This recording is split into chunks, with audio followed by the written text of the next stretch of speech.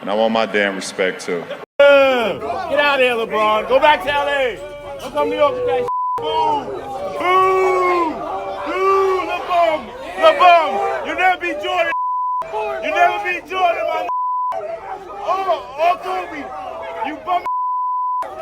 Oh, Kobe! You bum. Get out of here! And it's just basketball. At the end of the day, it's just basketball.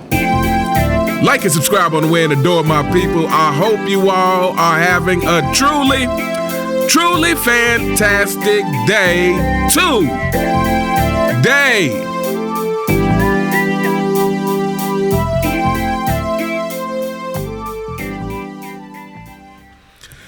Welcome back, my people. LeBron James is at it again with the Game the Mind podcast. Shout out to Man Down Sports. The Game the Mind podcast, gaming the minds of LeBron James fanboys far and wide.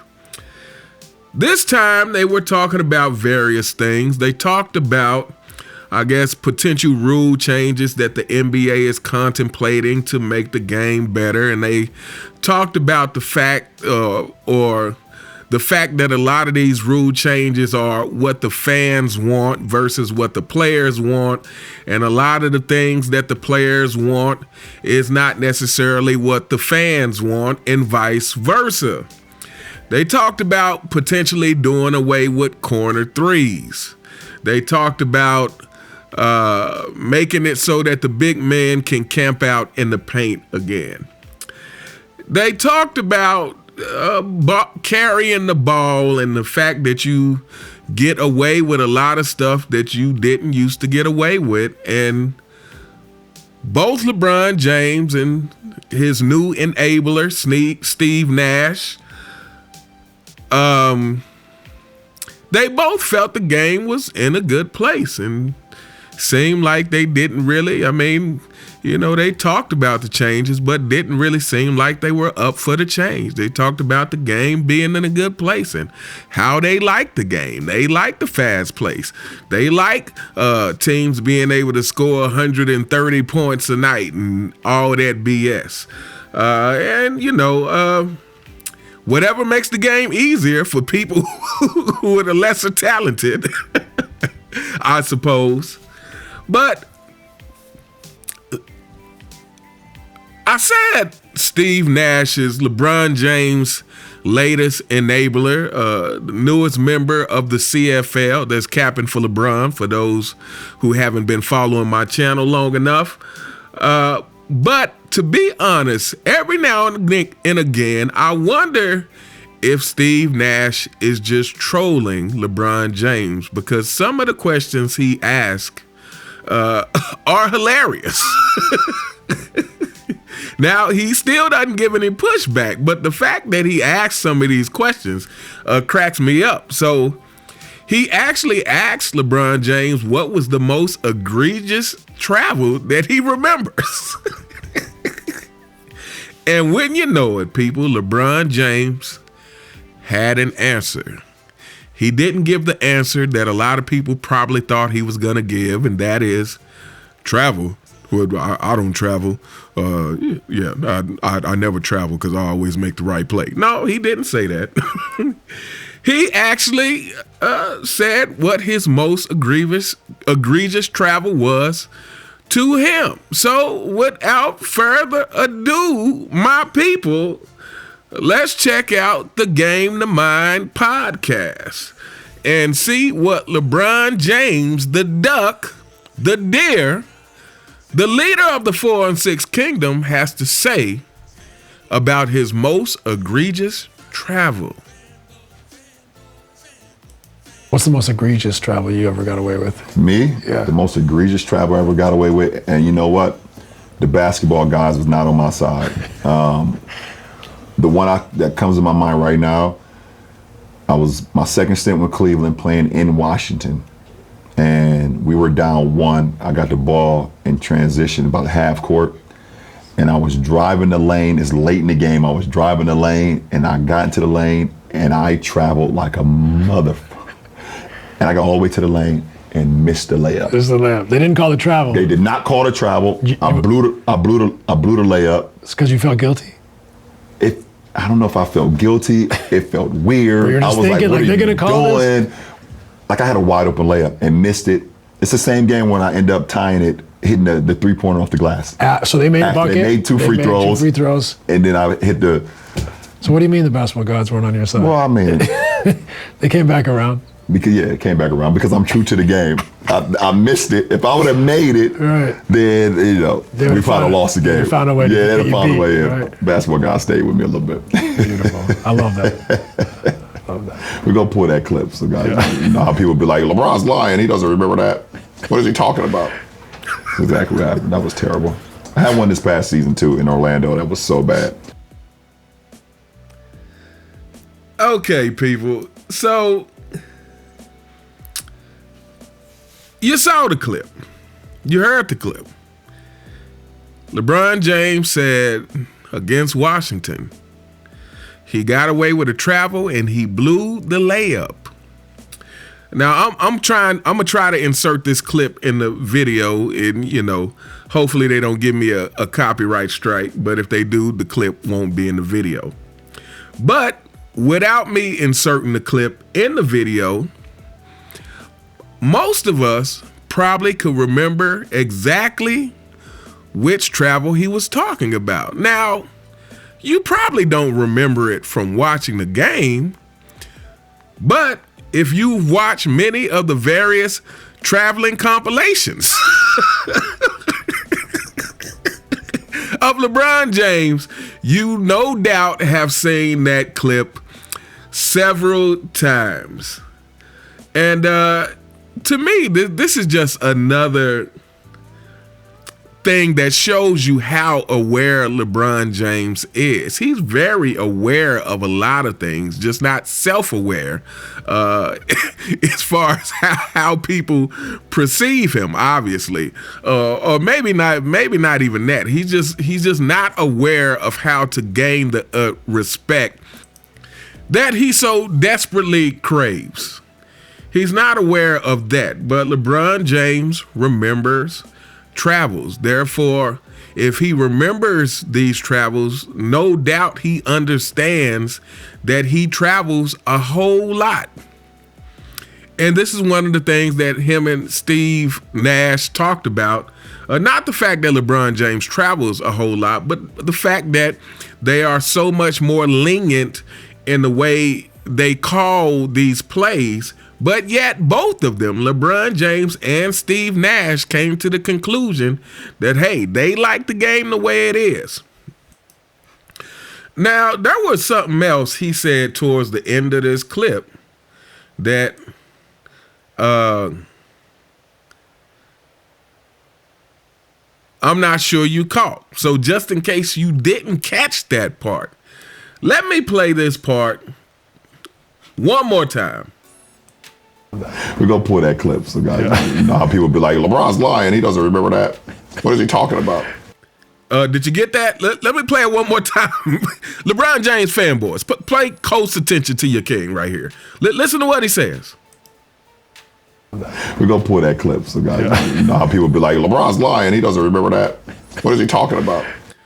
He said, go pull that clip because people will say LeBron's lying. He doesn't remember that. Now, they did pull the clip, obviously, because they played it within the segment. And yes, everyone could see that LeBron James was telling the truth, people. He does remember, according to him, what his most egregious travel was. But this is what I want to point out. When you have to point out when you're telling the truth, that's how you know you must lie a whole lot. When you have to call attention to when you're telling the truth, that tells you that you lie a whole, or I should say that should tell other people that this guy lies a whole lot. Again, if you've seen the Netflix special Starting Five with him, who else was in that? Anthony Edwards, the newest fake Jordan, Jason Tatum, Jimmy Butler, and Sabonis. If you've seen the starting five, there's a clip where LeBron James is sitting. I believe he's getting his Halloween makeup done, or, might be getting ready for a Diddy party. Who knows? But he's sitting in the chair, and he says, everybody always thinks I'm lying when I'm really telling the truth. Again, he keeps saying these things because he lies a lot.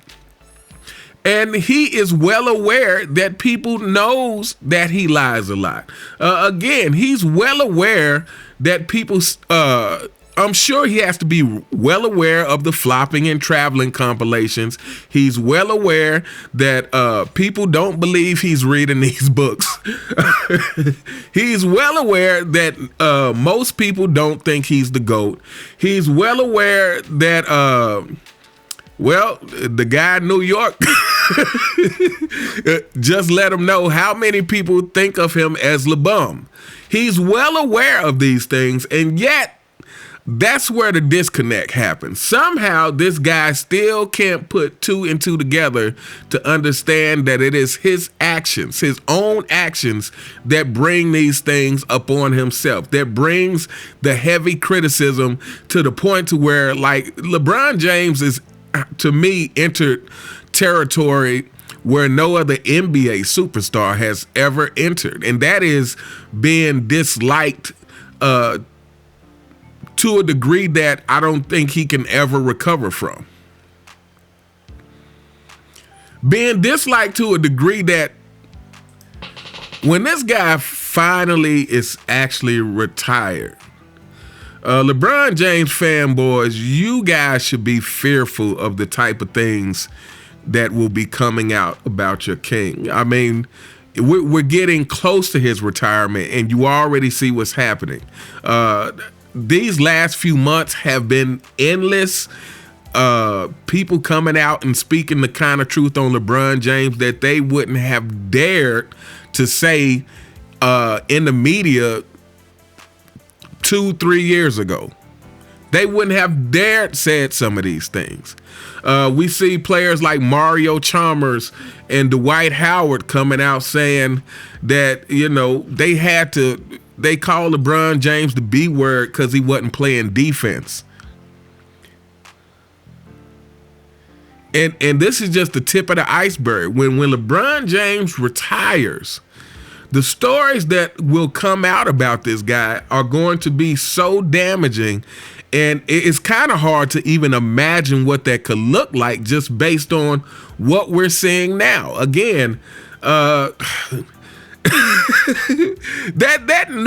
clip with the guy from New York calling LeBron James LeBum and saying you'll never be Jordan or Kobe either, that is something that doesn't happen, shouldn't happen to basketball superstars. It shouldn't happen, but it happens to LeBron James because he bought it all on himself. Like he has pushed the line to where people no longer give him the benefit of the doubt for anything. Like he's shown he's willing to cheat the game. He's shown that he's not trustworthy. He's a liar. He flops and then looks right in the camera and says he has no idea what flopping is. And so, he has really ruined his reputation with the public and media. So, yeah, I'm not really sure what else to say except this guy's really, he is in his own lane. He is in his own lane. He is in his own lane as far as, I think, seeing a player who has 4 championships, so to speak. Again, they really, none of them count. But a player who has 4 championships and the accomplishment that he has, if LeBron James was a different person, he could feel good about his career. If he was a different person who hadn't done the type of things that he did to get them and hadn't conducted himself in that way and had just accepted that, hey, I have to let the chips fall where they may. Like I made certain choices in my career, and people are going to feel a way about that. And I will accept that. And I will just accept wherever I fall in history. And had he taken that approach and not tried to force people to think he's the GOAT and force people to think that longevity now is the end all be all and force people to try to rethink winning championships, and now winning championships is simply a team accomplishment, and try to force the destruction of the previous standards of the game, it would be a different story. But if was a fifth. LeBron James, you are ridiculous, and so are your fanboys. Fanboys, you are ridiculous, and so is your king. Let me know what you guys think in the comments. What do you think of LeBron James talking about his most egregious travel? Do you guys agree? There are so many travels to choose from with LeBron James to say which one is the most egregious, because there's a few that comes to mind. Maybe that should be a video. Which travels are the most egregious that LeBron James has committed in his 23 years, or coming up on 23 years? But anyway, let me know what you guys think in the comments. You all have a truly fantastic day, and I'll see you next time. All right.